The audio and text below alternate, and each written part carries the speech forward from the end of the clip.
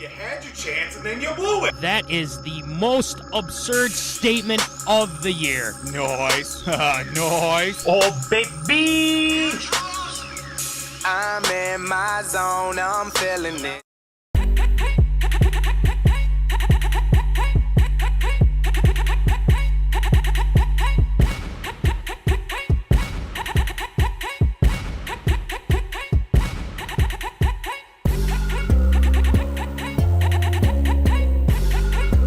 Live from West St. Paul Studios, it's time for MinneZona Sports Live with DJ Matty C and Paul the Shield Vold.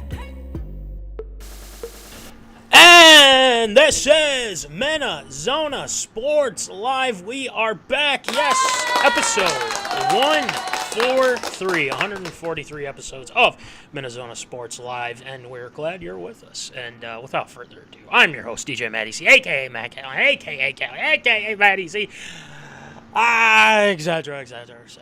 And all the way from Woods and Shore Studios in Aiken, Minnesota, Paul Volt, Shield. What's going on there, Shield?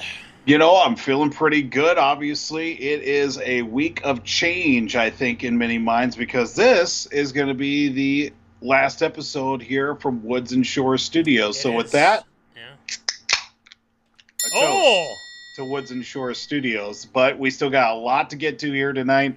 But I propose a toast here. We'll talk more about it here with, of course, Shield shoutouts coming up here later tonight. But never too bad of a time to crack a cold one here at the start of the show here tonight.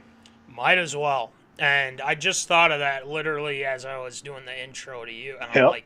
I was like, well, maybe it's not. I don't want to ruin it if it's not. And then, you confirmed it. So we're good to go there. There we go. The last time, I don't know, it's going to be weird to try and say the different one. It will have to, new name. We'll work on that part. Yeah, we'll work on that part. We'll throw together some ideas and go from there. So, but anyway, thank you for joining us tonight. We've got a good slate of things. There's a lot to talk about, and in Tater Tot Hot Take, we're talking about the Wolves. Cat's back. Cat is back. So we're Huge. feeling good about that. Cat back in the lineup. We'll talk more about that, and we're talking a little Vikings, and there's been a lot of talk these past couple days, especially with mock drafts and whatnot. We'll talk about that a little later. But tonight, we're going back to the table. We are going back to the table with some table topics. So we're very excited to bring you some table topics tonight. And after that, ARA, got plenty of good stuff there. And then Shield shoutouts. We eagerly await Shield shoutouts with what you got. So I say we just get it rolling. Let's get it rolling. Let's do it. And or you know what? Before we do get it rolling, Voldy, you had breaking news before we started up the show. 2-year deal for one CJ Ham back That's right. with the Minnesota Vikings.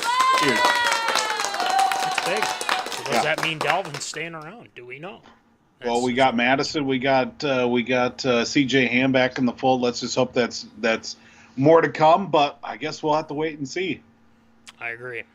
We will wait and see. But I say we talk. Well, we can maybe throw that in as well. Woohoo! Yes, woohoo! CJ Ham, let's go. So more to come with free agency. Who knows? Again, breaking news during our show. It usually happens around this time. So, all right, let's get it going with some Tater Tot. Whoa! Hot take.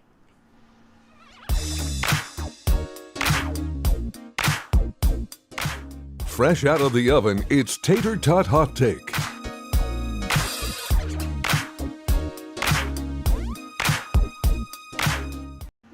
It's hot, it's fresh, it's right out of the oven, and tonight we've got some things to talk about regarding the Minnesota Timberwolves. It's been a while since we talked a little bit about it. There's been some things that have gone on. Anthony Edwards had an injury that we thought was going to be really bad. Turns out it wasn't as bad as we thought, thank goodness, and we were eagerly awaiting the news with karlanthonytowns, and finally he's back in the lineup. We're feeling good about it, so claps out. Absolutely. So Cat is back in the lineup. They're going to be starting up here. I haven't fully started yet. It's 5. Usually Just about tip off. Just about tip off, but we'll keep you posted. If anything big happens, we will be the first to let you know, because I literally have it on right now, so it works out perfectly. Voldy, let's talk about Cat first, and we'll get to Ant in a second. I don't know if this was talked about publicly until Cat finally got into it, but they said that Cat his whatever tendon or whatever happened in his calf, it completely cut off. He had a setback, and now people thought, well, 4 to 6 months, 4 to 6 weeks or something like that, he'd be back. It's been 3 months, It's just been crazy. So, Voldy, your thoughts on Cat being back, and I mean, is this gonna cause the Wolves to move up even further in the standings and hopefully not have to play in the play-in? What do you think? I mean, that's certainly the direction you would think it would go with Cat coming back to, but we don't know what kind of shape he's going to be in, especially with the fact that it was an injury to his calf as well. I mean, he's going to have to, get back into that basketball shape. I know he's been raring to go for the last few weeks for sure, but they don't want to obviously rush him back in and hurt himself even more, and then he's lost for the season. And the Timberwolves have been treading water without him and have done fairly nicely, obviously, with the production of Cat as well. And then you trade D'Angelo Russell for Mike Conley too in that deal, but that's been a fairly nice switch for between those two guys. I would like to see this come to fruition, obviously, with Cat getting back in that shape, because by the time he's going to be back into full shape, well, guess what? Here comes the playoffs. I mean, they've got 15, 20-ish games left in the regular season, and they're nearing that point where it's, put up or shut up now if they're going to be playing in the play-in or not. I would definitely think they'd be able to steal a game or two, like, the other night where, Julius Randle goes off for 57 and the Knicks lose the Timberwolves. I mean, that was, fantastic to see, obviously, to get the win. But when a guy was going into the fourth quarter with 50 points, like, all right, how bad is the loss going to be? And he's going to end up with 70 points or something like that. But luckily enough, that didn't end up being that way for the Timberwolves there. The interesting combination, obviously, too, is how that's going to work with, Gobert on the floor, because early on it didn't look very good. That's seemed like, point. obviously, with both those guys, Rudy's been there all season, and Cat's now obviously missed 2/3 of the season as well with those first handful of games he was playing in.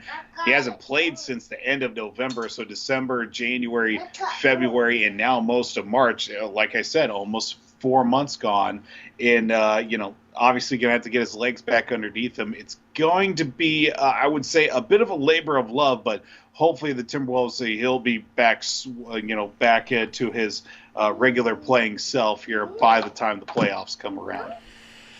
Couldn't agree more. And I'm going to get to our zoners here. Lucas is tuning in. Appreciate you, Lucas. Great to have him back. I don't think he has to do as much with who we have now. Conley will make Towns better. We have a real starting five, going to be a tough out for anyone. Well, let me preface that, and let me piggyback off Lucas for a second here. I think he makes a really good point in saying that with adding them to the starting five, because without karlanthonytowns, without Ant, they've kept afloat. They've really kept afloat. They lost a close one the other night. I forget who they played, but they lost a close one. Then they come into this game against the Knicks, who were on a 3-game winning streak before then, and they went in and won. And you know who's been a big proponent of that? Lucas mentioned it. Mike Conley. And everyone thought, well, losing D'Lo was a big loss. It's like, well, is it now? I mean, the old Mike Conley's doing quite well for these Minnesota Timberwolves. He is, so yeah. We have to give them a lot of credit where credit is due here. And you're seeing this team kind of ebb and flow a little bit better. You're seeing Gobert making more strides and, showing, hey, I still got something to, work with here. So we're looking good on that end. And now you're going up against the Hawks tonight, and you got Trae Young and whatnot. We're still a proponent of, hey, we got to make sure our defense is ready to go. And the starting lineup tonight, Conley, Anderson, McDaniels, Cat, and Gobert. Pretty doggone good. You look at, the Hawks. You got Trae Young, Bogdanovich, DeAndre Hunter, John Collins, Clint Capella. And if you can at least contain Trae Young, you're in good shape. So the Wolves really got to focus in on that. But so far, so good. Having Cat back, what kind of an impact will he have tonight? That remains to be seen. I think it could be, I don't think it'll be super substantial, but I think he is going to, I think he'll get into double digits with points and things like that. So we're feeling good about it. And the Knicks didn't have one guy on their injury report. Must be nice. So, hey, again, without Cat, without Ant, we're in good shape. I think D'Lo for Conley worked well for the Lakers and us. Yeah, and D'Lo has been playing quite well for the Lakers, and he wants to sign straight cash, homie. With the Lakers again too, because this is his second stint and hopefully he can stay a little bit longer here for him. So we shall see how that turns out. No Deontay Murray for them tonight definitely helps. You're exactly right, Lucas. So. And Mike Conley just hit a 3. So boom. We're starting off perfectly here. So, hey, how about those Wolves? We're feeling good about that. Yes, sir. So with Cat back out on the floor, it looks like he's hanging in there all right, and just got a rebound, so we're in good shape there. I won't give you a full play-by-play, but oh no, Cat driving the lane. Oh, he missed it. Oh well. So let's get to Ant here. Yeah. How is this going to work with finally having Ant, finally having Cat and Gobert working together, and Conley for instance in this situation too? I think that's the big question. I think they struggled to figure that out with D'Lo and Cat and Gobert and Ant. It didn't flow well.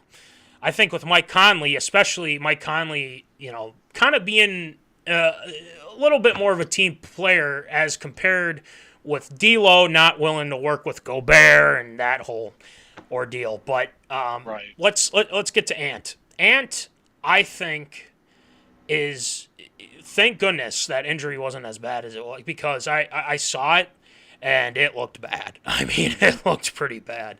So I think Ant's probably be coming back here in the next 2 games. But how can we look at this team with the guys that we finally can see on the floor, with Conley, with Cat, with Ant, and Gobert? What do you think, Voldy? And Zoners.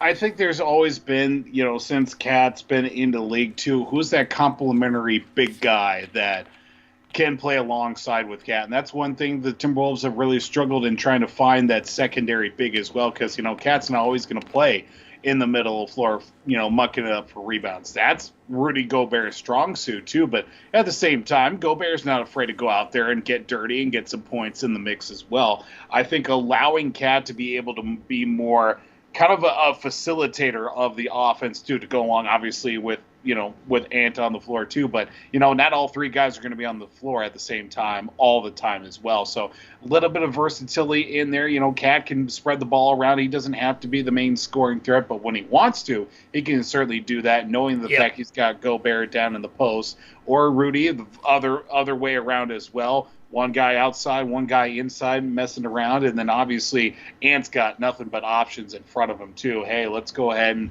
if I want to throw up a 3 from the logo, that's cool. If I want to get it down, get it over to Cat in the corner here for a 3 as well, or maybe try to force a little high-low situation with Gobert, and he's got plenty of options to work with too. I think just the big thing is getting them on the floor together, whether it be practice, whether it be shoot around, whether it be, obviously game as well. The more time they spend on the floor, the more the issues trying to get that timing and get a feel for each other where they're going to be on the floor is going to be very, very key here in these last handful of games for them. And, literally as we're talking, Cat hits a 3-pointer. I think he's back. Yeah, I'm thinking he's back. So it's good. 14-13 Wolves right now. Nice. So, Cat, let's go. You're right. Let's go, Lucas. Let's fire things up a little bit around here. So, things going pretty well for the Wolves. Mike Conley for 3. Oh, missed it, unfortunately. Man. But I agree with you, though. Voldy, I think if you look at this Wolves team, there is a lot of talent, and you have some depth. I mean, Taurean Prince last night. 35 points, 8 of 8 shooting from 3. Come on. Exactly. The guy was on fire, and, props out to him. He deserves some claps. For sure. He deserves some claps. He lost in the whole shuffle of this. Right. And I think Kyle Anderson's been a great addition. And they have depth on the bench. And I want to add, too, Luka Garza, I feel like has kind of fallen off a little bit. I know there's a lot of hype, but I think adding him into the mix to kind of give Cat a rest, give Gobert a rest, because the guy works his tail off. And I always, when I was the Gophers, when I was cheering on the Gophers and they played Iowa, I swear he was too hard to stop. I don't know what it was. It's like he would take it personally and just beat the Gophers himself without any of his teammates. Like, I beat Gophers, not you. Exactly. So I give him a lot of credit. Haven't seen threes like that being drained since Trevor's service in inter. Gross. Well, I let me say this. I mean, Trev would hit a shot or two, but the one thing that would drive people nuts is the guy. Trev just always had a motor. He would always keep running. He's always trying to get open. Things like that. He's always trying to make something happen. So that was our former intern guy, but we're not talking about him.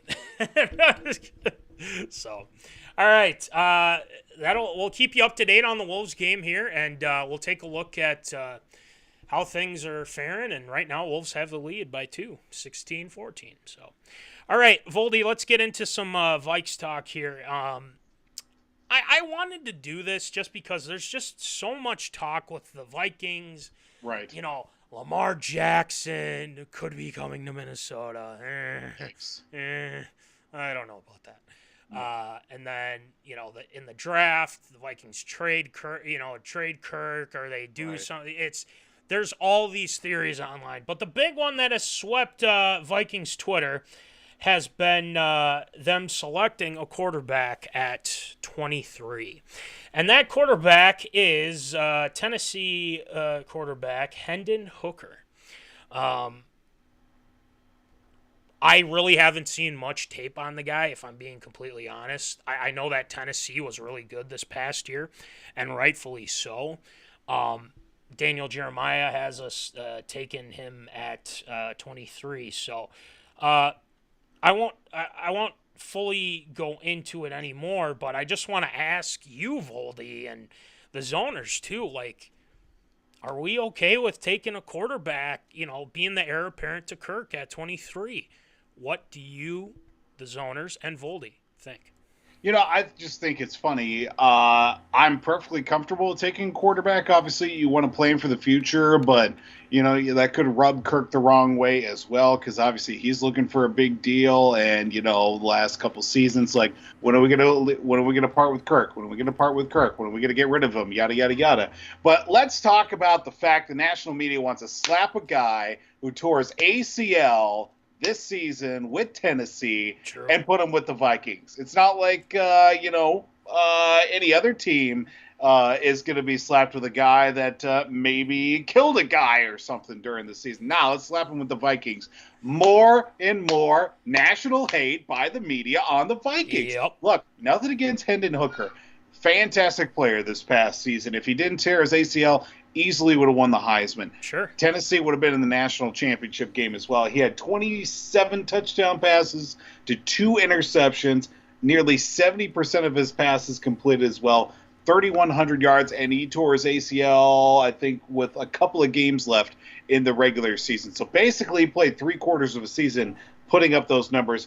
Could have easily put up at least maybe, if not 35, 40 touchdowns in the year. And, take, yeah. At least 4,000 yards passing at minimum as well. But, at 25 years old, coming off an ACL injury, I know that he did have surgery and obviously trying to build that back up.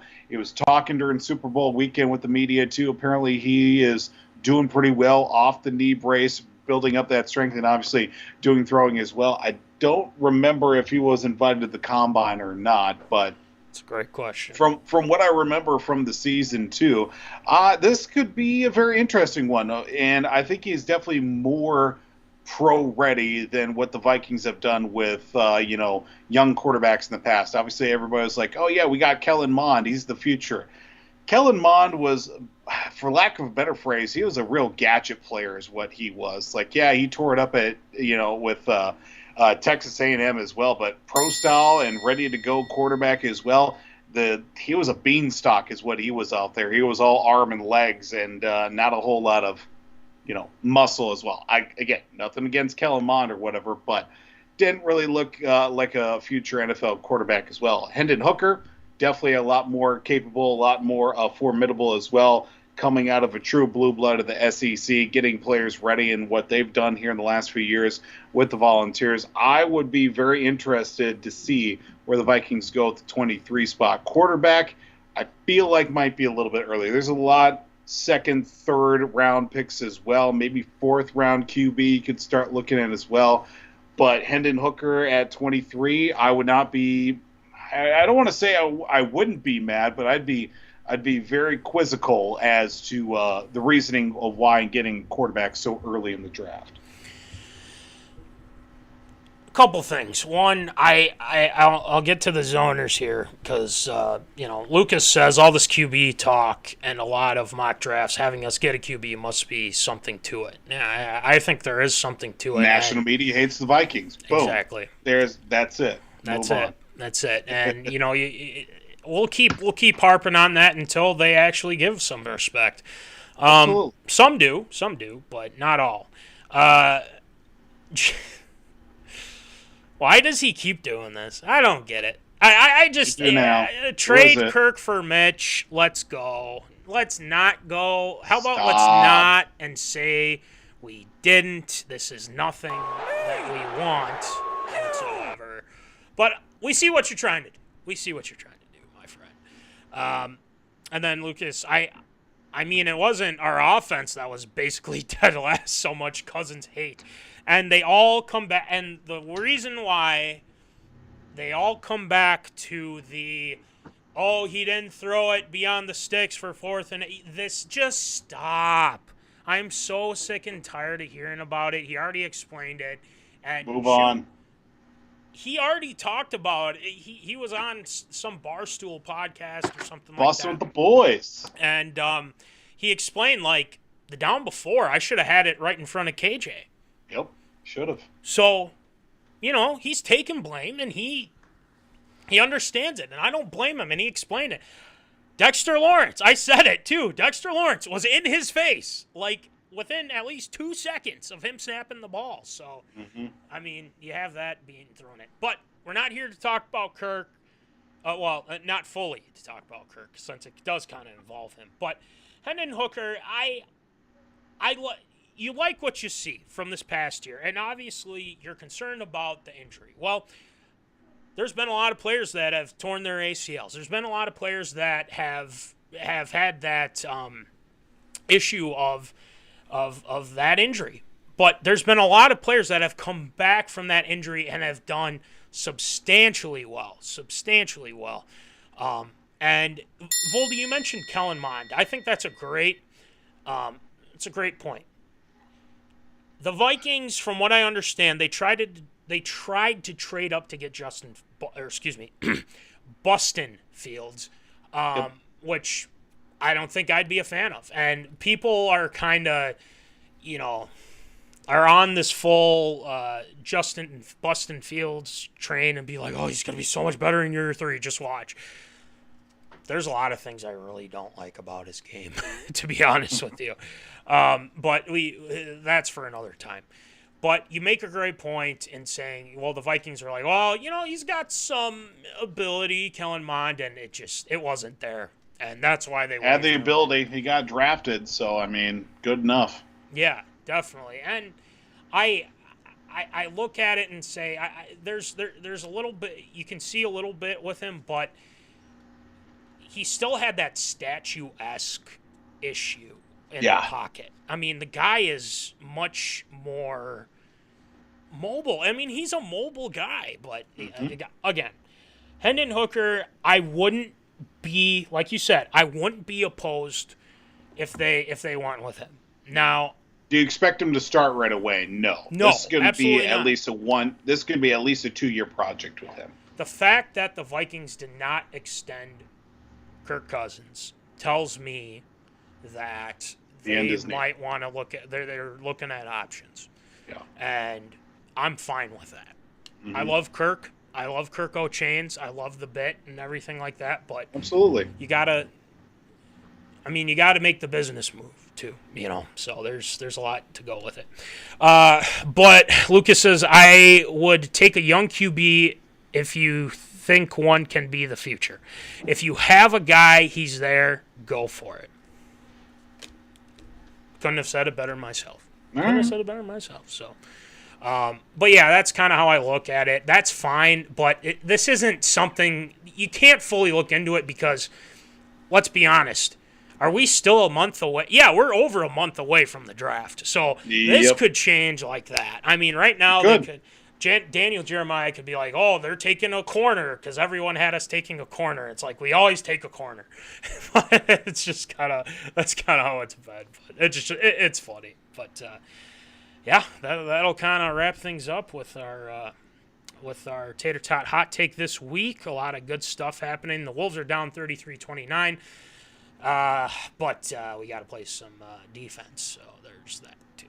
Anyway, we got some table topics tonight we're looking forward to. We got 3 tonight, so again, this doesn't just involve myself and Voldy. This involves the zoners. You give your thoughts in the chat. We've got 3 topics tonight. You guys give your thoughts in the chat. Type it in. Go from there. A lot of fun stuff to be had with table topics. This is interactive. All of our segments are interactive experiences with topics and things like that. So please, join us in your thoughts on it. So, Voldy, let's set the table. Let's do some table topics. Let's do it. The tables have been set. It's time for MinneZona's Table Topics. The table has been set. It's time for some table topics. Voldy, we've got 3 tonight. Zoners, we got 3 tonight. Again, we're running low. We're running low on our table topics. So, Mama Callahan might need to try to find a new place or something. I don't know. We'll figure out something. I'm pretty confident we'll find something good. So, I want to do this one just because this can kind of involve sports. I mean, if it's got a sports aspect to it, because we all do this. I mean, let's be honest, and it's something to where there's not a whole lot going on, and you're like, oh, I got this thing at 5:30 or something like that, right. And it's 5:00, and I've got time to kill. So, Voldy, I asked this of you. I asked this of the zoners. What's your favorite time waster? Just to waste time, to get to that time to meet up for dinner, meet up for a movie, things like that. What's your favorite time waster? Oh, boy. Gosh. I know. Give you a second to think The about sad thing is, a lot of it is just playing on my phone, unfortunately. That's how it is, yeah. Yeah, unfortunately. I mean, I was big into reading for a while, tried to get back into it, but life has gotten so crazy, obviously with a kid too, and then, stuff around the house and the apartment too. I mean, sad thing is a lot of it is just coming down to, just either reading is a good one for me, or sadly just playing on my phone is kind of a thing that I've just fallen into and sometimes just can't find my way out of it. I mean, who doesn't do that? That's kind of my thing. I mean, that's kind of the big thing with time wasting is everyone hops on their phone and looks at YouTube. Papa Callahan does it all the time. I mean, it happens a lot. But what's my favorite time waster? I'm doing it right now. Yeah, exactly. I'm literally doing it right now. The show, no, but it's not really a time where it is, but it isn't just because we enjoy it. I mean, that's the thing. But I'd say that is, but I gotta go with what you said too. You're always the first thing you think. Well, I better just hop on my phone. I got some time to kill, so that's kind of the main one. And then like if it's something that, well, maybe I don't need to use my phone to look up something or anything. Maybe I just need to take a nap. I mean, that's a great time waster. It's a fantastic time waster, taking a nap. And It's just kind of how it goes. Jason, I like what Jason put here. Scrolling on Insta for days.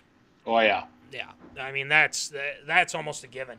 I'm kind of like the Twitter. I'm kind of like that with Twitter because whenever I'm trying, like especially now with free agency, I'm trying to figure out who the heck the Vikings are eyeing up, and there's all this stuff out there, and you have some trusted sources, you have not trusted sources, and it's just all speculation and things like that. So. I'd say for me, it's definitely Twitter or something like that. For sure. The biggest one, I'm surprised no one's put this on here yet. Easy A, I think, does this a lot. TikTok. TikTok is a huge time waster, and it's not the good kind, that's for sure, most of the time. But, again, if it's wasting time, it is what it is. But TikTok is infamous for that, so... all those influencers and all those guys. Yeah. So, that's the favorite time, or whatever your favorite time waster, let us know in the chat, too. Zoners. Now, like we always do, there's a fact on the back here. I don't know if this is really specifically a time waster, but golf was banned in Scotland from 1457 to 1502. To ensure citizens wouldn't waste time when preparing for an English invasion. Ooh. For all you history buffs out there. Good to know. There you go. So that's pretty interesting. Pretty interesting. That's definitely a time waster. So, all right. This one not kind of. It does. This pertains to boxing. Okay. Why has heavyweight boxing declined in popularity? Now, I'm not an elite boxing mind, but I am an elite Rocky/Creed mind when it comes to this type of stuff. I would say is that I think MMA is the one that's kind of been taking that over in some aspect. And I think it's that, and it's also, you also see there's not a lot of personalities. Muhammad Ali, the greatest of all time. I mean, float like a butterfly, sting like a bee, that whole bit. Mm-hmm. Then you have a guy like Mike Tyson. Very controversial, always in the news, things like that. Fantastic fighter nonetheless. Floyd Money Mayweather, you see how that goes, and whatnot. But it's just, I just think that there's just not a whole lot of personality. And the MMA you have Conor McGregor, you have guys like that have transcended. Randy Couture, you have who's that other guy? Chuck. Pierre? Or him, and then Chuck Liddell, Ortiz, yes. Rampage Jackson, all these guys, they have personality. Mm-hmm. Well, Tyson Fury and Deontay Wilder, I feel like it's kind of staged or something like that, and I think sometimes you kind of sense that, but I think it's that, and then I also think too that there are some. It hasn't really taken this huge dive, but you see what the Rocky movies have done, what Creed has done. It's brought people back to that time of like, man, boxing is just so, it's rough. I mean, it's one of the hardest sports out there, and being in shape for and things like that. But I just think it just lacks personality, in my opinion. So, Zoners and Voldy, why has heavyweight boxing declined in popularity? Let us know in the chat. Voldy, what do you think? I think a lot of it comes down to the way that we digest boxing. And obviously the rise in MMA this century alone has overtaken boxing, not even twofold, fivefold at least, just because of the fact that watching MMA is such more easily accessible compared to the way boxing was. Because, if you wanted to watch boxing matches back in the 80s and 90s and the early 2000s, what'd you have to do? Pay-per-view. You had to buy pay-per-view. You had to have Yep. cable. You had to be able to do that.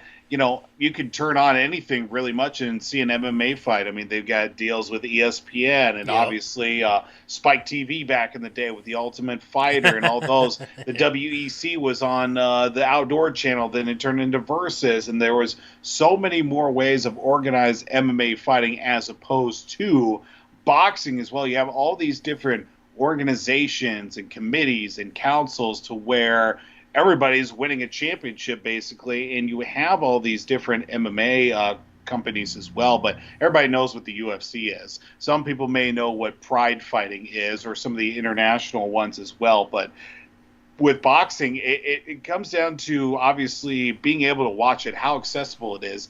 Things have kind of, swung a little bit more towards boxing side as late, obviously with the rise of Tyson Fury, Deontay Wilder. But looking back at obviously Floyd Mayweather as well, from obviously Manny Pacquiao too, with those great matchups that they had as well. But obviously those guys are getting older and older. Who is the next rising star? You get guys like Ryan Garcia as well, who's reached out through social media, TikTok, and everything, but. We need some of those other guys to kind of step out. So I'm not a big boxing guy as well, but, I'm not going to say I'm not going to watch it if it's right there in front of me. Sure, I'll watch it. If there's nothing else on, I'm not going to not turn it. I'm not going to turn it off, basically. But, I can see why boxing has declined just because the means of access to it, the personality along with it, and there's just not a lot of those big names that you can remember back in the day, like you said, with Muhammad Ali, Lennox Lewis, George Foreman, Mike Tyson, Manny Pacquiao, those guys as well from the 80s and 90s and going into the early 2000s as well. The decline in that as well is starting to come back a little bit too. You see some of these guys trying to get through social media followers as well. Even hate to say it, but Jake and Logan Paul have kind of helped out boxing a little bit. Not to the point where they're the saving grace to boxing, but they've opened up a few eyes and more people are getting interested in boxing as well. I mean, I'd like to think I've got enough rhythm and athletic capability to step into I'm not going to say step into the ring, but at least give it a good enough look. I've always had something in the back of my mind. It's like, I'd like to give it a shot at least and see what I could do. But this was 10, 15 years ago. Not exactly in fighting shape nowadays anyway. But, the decline of it, there's a lot of it. The means of access and how we can get a hold of boxing is, I think, a big proponent of why it has decreased over the years. Well, I also think, too, that you bring in those... I feel like they're trying to bring in the newer generation of people that you're like, people watch Jake Paul and Logan Paul. I mean, more Logan Paul in WWE right now. But Jake Paul, the controversy, he causes controversy. He doesn't, in my opinion, he really hasn't faced a real fighter besides his most recent one. And I think he'd get smoked, if I'm being completely honest. But I also think too that we can't ignore that he's selling he's selling tickets. He's causing the controversy, and people are listening to him. So you give him credit in that he causes the controversy, and I think that's a big proponent of why people love to hate. I mean, if he loses a boxing match, he's still going to make his money. He's still going to, and whatnot. But I did see, I don't know if you saw this, Voldy, or the Zoners, but he ran into Floyd Mayweather's crew, I think, or something like that, and he, ran away or something. It just kind of shows you, he doesn't want to face an actual boxer because he knows he'd get smoked. So, I'd say it's declined in popularity just because, they don't have a lot of those deals that the MMA has, like you said. Exactly. So, all right, let's take a look at the back of this. The top 5 boxing matches of all time. Interesting. I like this. Joe Louis and Billy Conn. June 18th, 1941. A long, long time ago. And number 4, Mickey Ward versus Arturo Gaetti. The first, May 18th, 2002. And then, I can't believe I forgot this name. Sugar Ray Leonard Yep, versus there you go. Thomas Hearns, September 16th, 1981. Number 2 is Jack Dempsey, another well-known fighter, versus Luis Angel Firpo, September 14th, 1923. Voldy, you have a guess or on the number 1 here?